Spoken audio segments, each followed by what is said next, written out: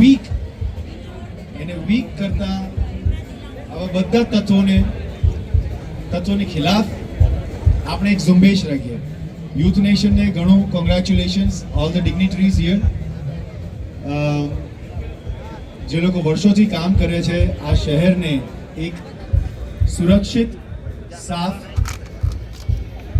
અને ગર્વપૂર્ણ રાખવામાં આ બધાનો ઘણો મોટો ભાગ છે.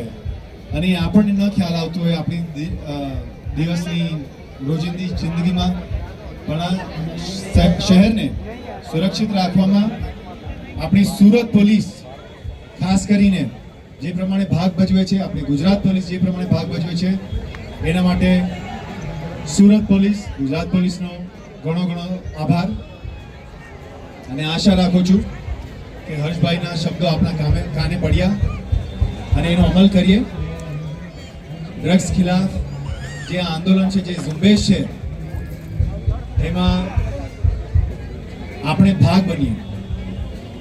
આપણા જેમ હર્ષભાઈ કીધું તેમ આપણા યુનિવર્સિટી, સ્કૂલ્સ, આસપાસના ઘરોમાં એવું કોઈક વ્યક્તિ હોય તો એની અવગણના ન કરીએ અને એને સપોર્ટ આપીએ.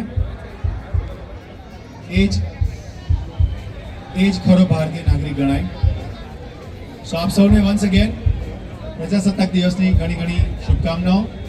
અને આજે એક આપણો નિર્ણય લઈએ અને કાલથી નિર્ણય પર થોડો અમલ કરીએ અને એ નિર્ણયની અનુરૂપ જિંદગી જીવીએ એવી આપ સૌને વિનંતી. અને એ નિર્ણય મેં પણ લીધો છે. અત્યાર સુધી એવું હતું કે ઘણીવાર એવું લાગે કે આપણને મારી આસપાસ કોઈ નથી કરતું તો મને શું કામ છે આનું. પણ ક્યાંક ને ક્યાંક આપણી આસપાસ એવા લોકો જોડાયેલા છે જે આનાથી સફર કરે છે અને ક્યાંક ને ક્યાંક આપણે પણ સિસ્ટમથી એવી સફર કરીએ છીએ જે આ ડ્રગ્સ આપણી સિસ્ટમને વીક બનાવી રહ્યા છે.